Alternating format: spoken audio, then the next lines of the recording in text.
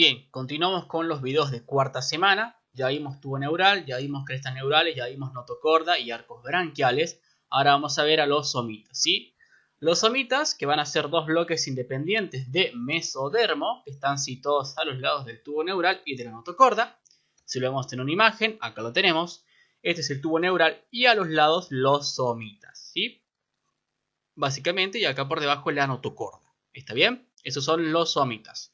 Estos somitas se pueden clasificar de acuerdo a su ubicación, por ejemplo en somitas occipitales, cervicales, torácicos, lumbares, sacros y goxigios. Ahora bien, la aparición sucesiva de los somitas en dirección cefalocaudal nos puede facilitar el cálculo de la edad del embrión. Por ejemplo, la presencia de 30 pares de somitas, ¿sí?, se corresponde a la edad de 28 días. Para eso puede servir también esta aparición de estos somitas en dirección cefalocaudal. Ahora bien, apenas se forma el somita, ¿sí?, a medida que se forma el somita, este somita se va a dividir en dos partes que se van a denominar esclerotoma y dermatomiotoma. A su vez, el dermatomiotoma va a subdividirse en dermatoma, ¿sí?, en dermatomas, bien, ahí está, dermatomas, y en miotomas, ¿está bien? Básicamente, este esclerotoma se va a ubicar en lo que sería la región ventral, por así decirlo, ¿sí? Se genera en la región ventral de los ventromedial, mejor dicho, de los somitas, y los dermatomiotomas en la región dorsolateral. Si uno quisiera ver esto con la imagen, lo podríamos ver tranquilamente acá. Este es el tubo neural, esta es la notocorda, y acá tenemos a un somita y a otro somita. Si uno ve, como dijimos, se subdivide primero que nada en esclerotoma, que acá lo tendríamos, región ventromedial, y dermatomiotoma, que acá lo podemos ver, ¿sí?, sería esto, que como dijimos se subdivide en dermatomas, que acá lo vemos, y miotomas, que acá lo vemos. Perfecto. Ahora bien, lo que ustedes tendrían que poder recordar es que el esclerotoma, dentro de los derivados que va a dar, ¿sí?, va a dar los esbozos básicamente de las vértebras y los discos intervertebrales, bien, esclerotomas, y de la base del cráneo y de las costillas. Básicamente, la base del cráneo la van a formar los somitas occipitales y las costillas la van a formar, obviamente, los somitas torácicos. Ahora bien, por otro lado, el dermatoma, ¿sí?, va a terminar, digamos, formando lo que es la dermis de la piel, ¿sí? Y los miotomas, van a formar lo que son los músculos voluntarios del tronco. Eso básicamente, esta imagen está muy buena, que representa muy bien esto, ¿sí? Espero que se haya podido entender. Bien, ahora lo que nos toca ver son las cavidades corporales. Si ustedes recuerdan, en la tercera semana nosotros teníamos algo que se llamaba celoma intraembrionario, ¿sí? Esta es la imagen que corresponde al final de la tercera semana. Y teníamos esa cavidad que se llamaba celoma intraembrionario, que lo dividíamos a su vez en celoma pericárdico, en celoma pleural y en celoma peritoneal. Que obviamente son estas cavidades que están por acá. Bien, ¿las ven? Este es el celoma pericárdico, celoma pleurales y el celoma peritoneal, ¿sí? Ambos celomas tenían hojas, una hoja parietal y una hoja visceral. ¿Está bien? Eso es lo que veíamos en tercera semana. Lo que tenemos que decir que en la cuarta semana estos celomas van a formar cavidades, ¿sí? El celoma pericárdico va a formar la cavidad pericárdica. El celoma pleural va a formar lo que es las cavidades pleurales o conductos pericárdico-peritoneales. Y el celoma peritoneal obviamente va a formar lo que es la cavidad peritoneal. Pasemos a ver uno por uno con diferentes imágenes, ¿bien? Esta imagen está muy buena. Acá ustedes pueden ver todas las cavidades. Y acá vemos a la cavidad pericárdica. Acá vamos a ver a lo que es la cavidad pleural o también llamada conducto pericardio-peritoneal, ¿sí? Y acá a lo que es la cavidad peritoneal. Como acá también lo podemos ver al corte, ¿sí? Básicamente. Vamos a empezar con la cavidad pericárdica, ¿está bien? Como dijimos, el celoma... Esta es la cavidad pericárdica, ¿bien? Que ven ustedes acá la ven en el corte, ¿sí? Esta es la cavidad pericárdica. Esta cavidad pericárdica, como dijimos en la tercera semana, era el celoma pericárdico. Estas dos imágenes están muy buenas para poder representar esto que vamos a estudiar. Esto es un corte transversal, obviamente, y esto corresponde a la tercera semana y esto corresponde a la cuarta semana. Nos ponemos en contexto un poco con esta imagen. Tenemos acá el ectodermo en azul, el endodermo en amarillo. Tenemos el celoma intraembrionario pericárdico, que sería básicamente lo mismo que esto que está acá, porque estamos hablando de la tercera semana, ¿está bien? Esto, ¿sí?, va a estar englobado en lo que son dos hojas, ¿sí?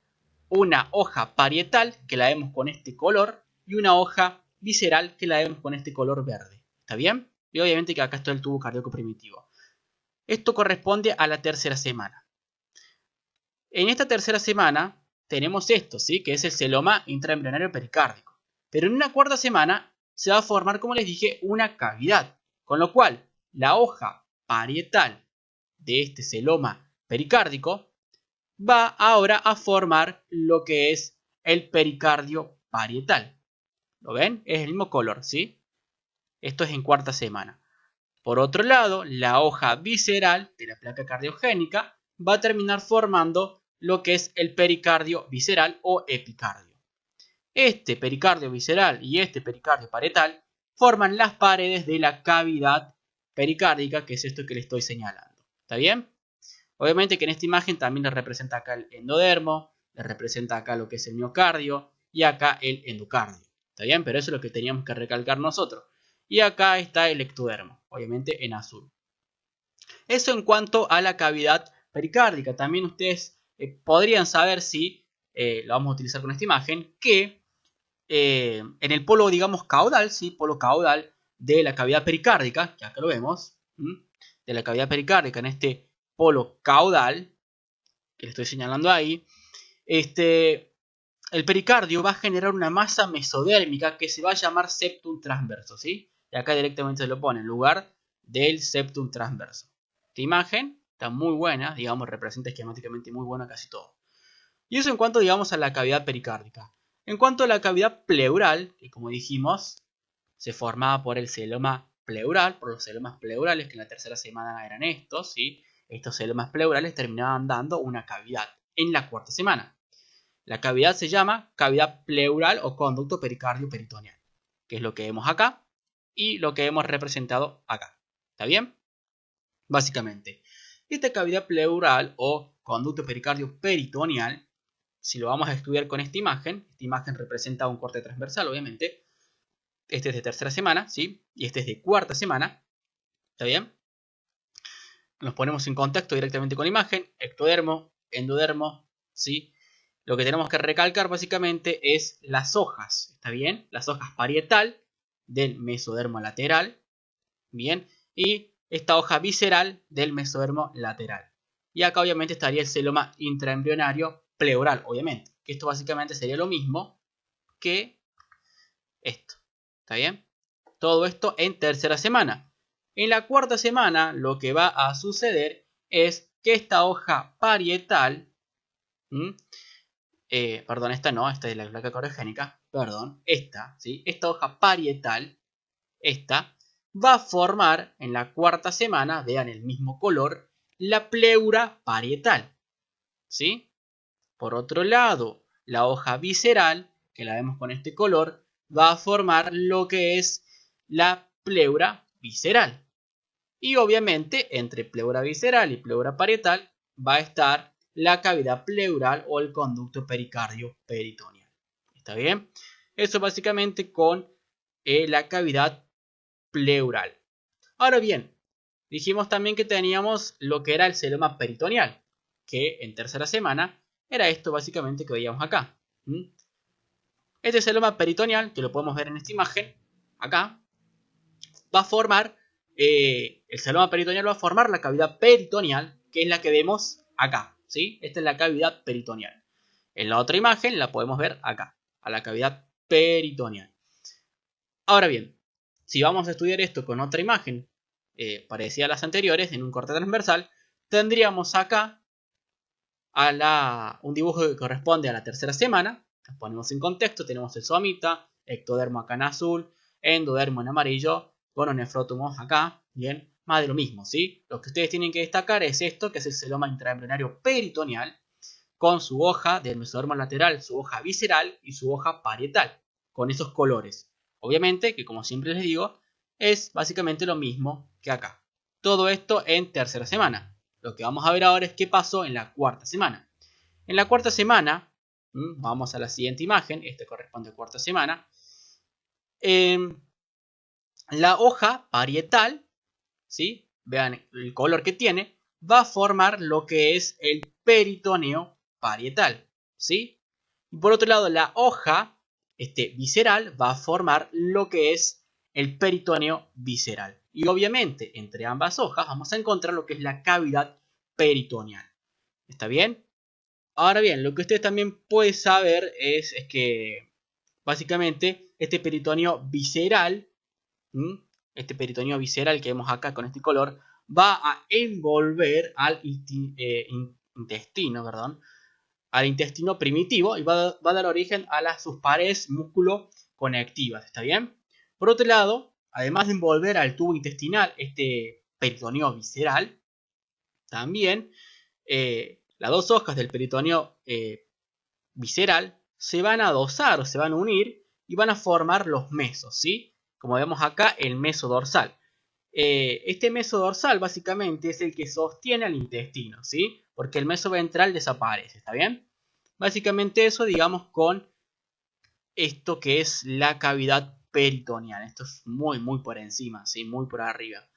Y esta imagen está buena también, ¿sí? Acá pueden destacar un montón de cosas, ¿bien? Acá tienen lo que es el conducto vitelino, el celoma umbilical, acá ven lo que es el meso ventral, ¿sí? El meso ventral.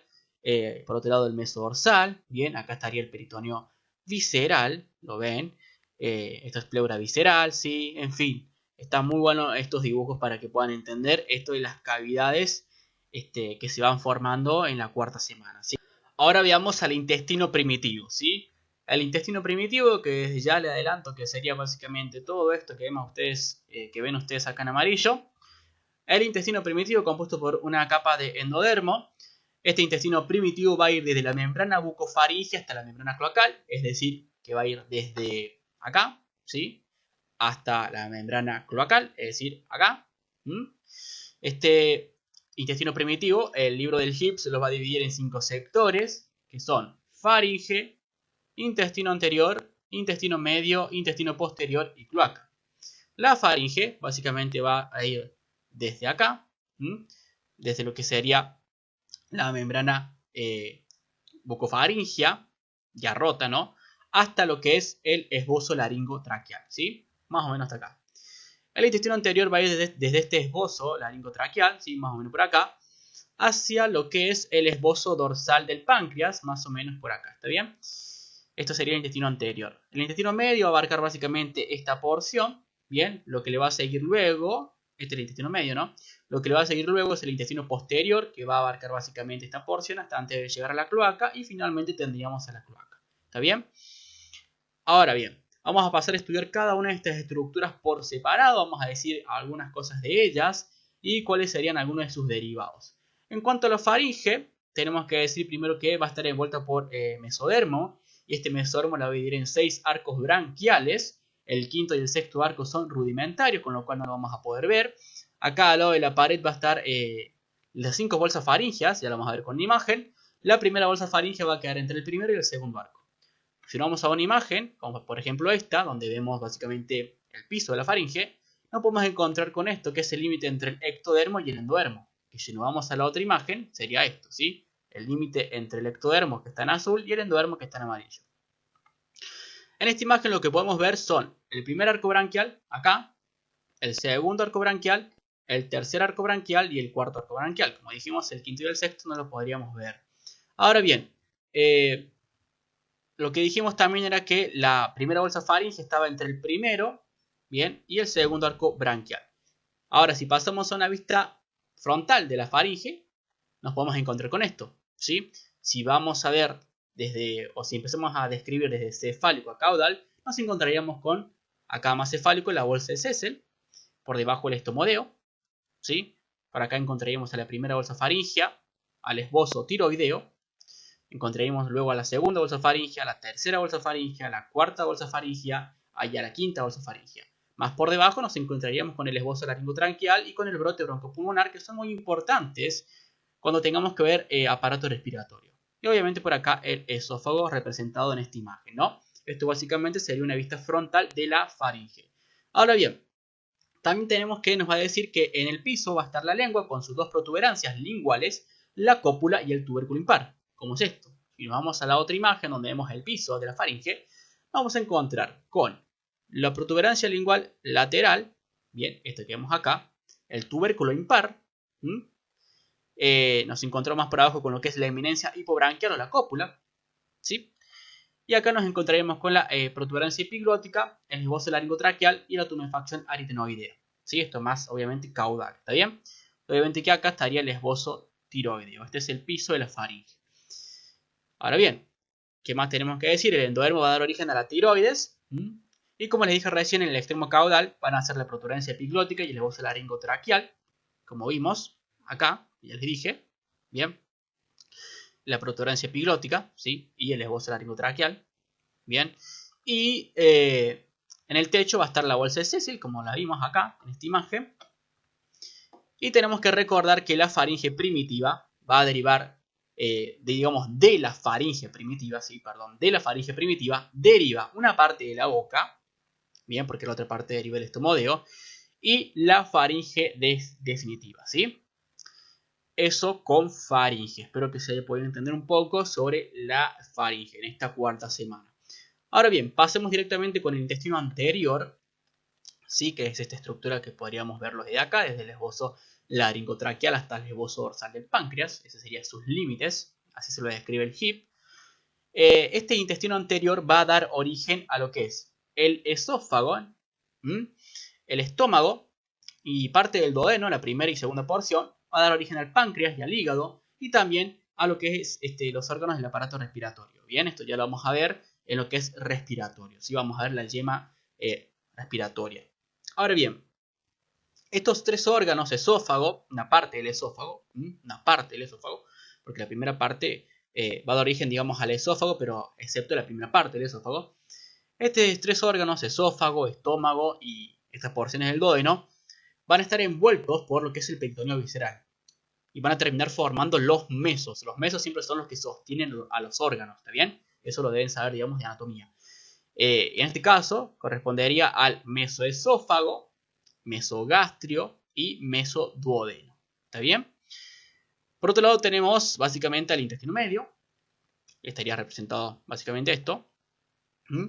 Este intestino medio, ¿sí? Que va a dar origen a lo que es la tercera y cuarta porción del duodeno. Va a dar origen al yeyuno e ilion, al ciego, al colon ascendente, al apéndice, a los 2/3 del colon transverso. Este intestino medio tiene una pared ventral abierta, como lo pueden ver, ¿sí? Básicamente porque está, digamos, en conexión con lo que es el conducto vitelino. ¿Está bien? Ahora bien, ¿qué más tenemos que decir de este intestino medio? Lo que tenemos que decir es que a nivel de lo que es el intestino delgado y del intestino grueso, vamos a poder encontrarnos con lo que es el mesodorsal, sí, que en este caso se va a llamar mesenterio y mesocolon. ¿Está bien? Eso también tenemos que decir del intestino medio. Obviamente también tenemos que decir que no hay mesoventral, porque en este caso ya habría desaparecido. Por otro lado tenemos el intestino posterior, como dijimos, ¿sí? Acá lo pueden ver. El intestino posterior que va a dar origen al tercio del colon transverso, al colon descendente y al colon sigmoide. Y finalmente a lo que es la cloaca, ¿sí? La cloaca va a dar origen al recto, al conducto anal y también a varios órganos del sistema genital y urinario. Y eso básicamente sería con lo que es el intestino primitivo, un repaso general por encima de esto, ¿sí? Ahora veamos a las crestas urogenitales, ¿sí? Dejemos al sistema circulatorio para el siguiente video, que digamos es bastante importante también. Las crestas urogenitales van a derivar de los gononefrótomos, eso que veíamos en la tercera semana. Estas crestas urogenitales van a ser un par de cordones longitudinales que a su vez se van a subdividir en dos crestas urinarias y dos crestas genitales. Obviamente que las crestas urinarias van a dar origen a lo que sería el aparato urinario y las crestas genitales van a dar origen a las gónadas. Si vamos esto a ver con una imagen, esta imagen que veíamos cuando estudiábamos lo que era la cavidad peritoneal, esta imagen correspondía a la tercera semana y esto a la cuarta semana, como se iba desarrollando las diferentes estructuras, ¿no? Lo que teníamos acá eran los gononefrótomos, ¿sí? En color marrón, miren.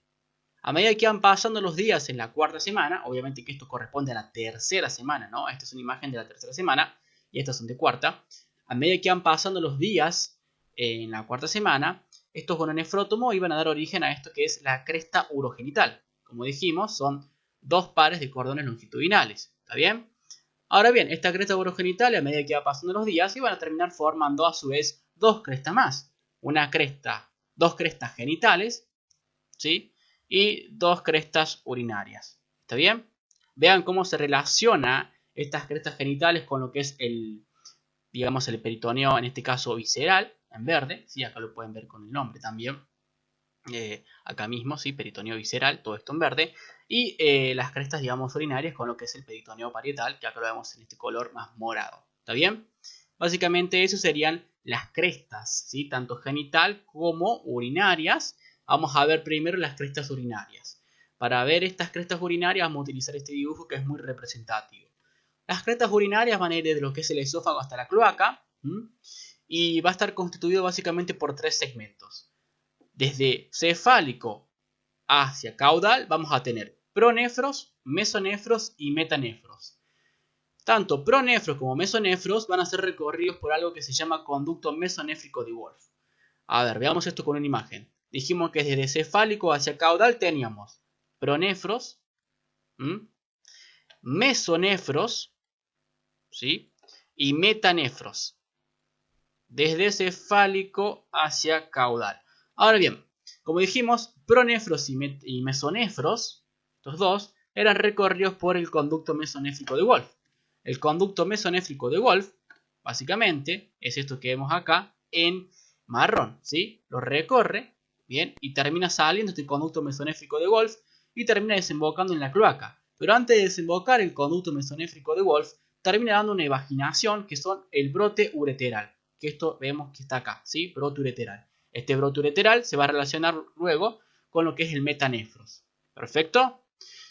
Ahora bien, empecemos a ver entonces un poquito de cada uno de estos segmentos. El pronefros, que dijimos era el segmento más cefálico, va a tender a desaparecer, ¿sí? Esto que está acá, a medida que van pasando los días.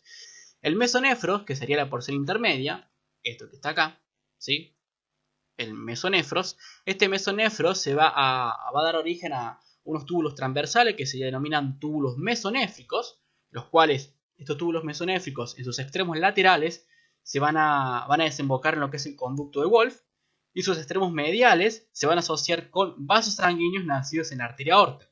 Por otro lado, tengan en cuenta estos túbulos mesonéfricos y este conducto de Wolff porque en el embrión masculino, ¿sí? En el embrión masculino van a formar o se van a convertir en los conductos excretores de los testículos. En cambio, en el embrión femenino, estos conductos van a involucionar, ¿sí? Hasta desaparecer. Ténganlo en cuenta los conductos de Wolff, ¿bien? Porque lo vamos a ver de vuelta en genital masculino.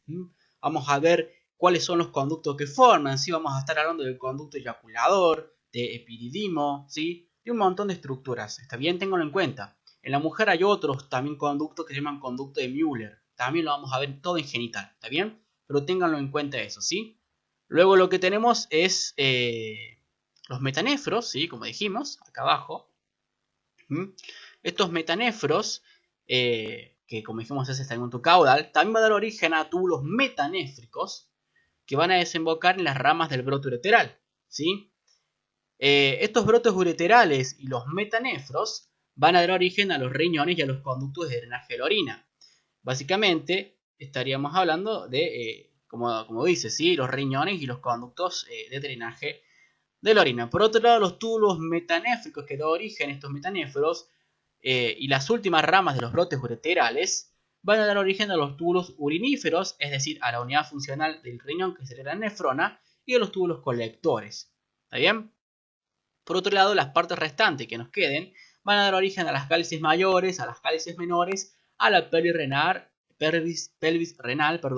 y al uréter. ¿Está bien? Esto básicamente en cuanto a lo que son las crestas urinarias. ¿Está bien? Básicamente, ustedes pueden ver, acá hay una, ¿sí? Y obviamente por la otra imagen estaría la otra. Miren, esto lo que tenemos acá, que sería el mesodorsal, ¿sí? Las diferentes imágenes, acá teníamos el celoma umbilical, acá la alantoides, obviamente esto sería el conducto vitelino. Dense un poco de contexto con la imagen. Ahora bien, lo que también tenemos que ver son las crestas genitales, que como dijimos van a constituir los esbozos de las gónadas, tanto testículos obviamente y ovarios. Estos crestas genitales, como ya sabíamos, estaban formados por lo que es el mesodermo del gononefrótomo y el epitelio del peritoneo visceral, y luego se le van a añadir las células germinativas, ¿está bien? El mesodermo del gononefrótomo, como sabíamos, como habíamos visto en esta imagen, ¿sí? Acá teníamos el gononefrótomo en la tercera semana, iba avanzando, iba pasando los días y terminaba dándonos esto que es las crestas genitales, ¿sí? Básicamente, como vemos, también estas crestas genitales, como les dije, están relacionadas con lo que es el peritoneo visceral, eso que vemos acá en verde. Ahora bien, más luego, ¿sí? Pasando los días, se le van a ir añadiendo las células germinativas, que si lo queremos ver con una imagen, acá los vemos, ¿sí? Acá tenemos la cresta genital, ¿sí? Y acá vamos a tener esto que son las células germinativas que se le van a añadir a esta cresta genital. Y tienen que saber ustedes que estas, digamos, células germinativas van a ser las precursoras, básicamente, o las antecesoras, digamos, de los gametos, tanto espermatozoide u óvulos. ¿Está bien? ¿Y de dónde van a derivar estas células germinativas? Las células germinativas van a provenir de lo que es el endodermo del saco vitelino. ¿Está bien? Eso básicamente con lo que sería, digamos, las crestas urogenitales. ¿Está bien? Básicamente.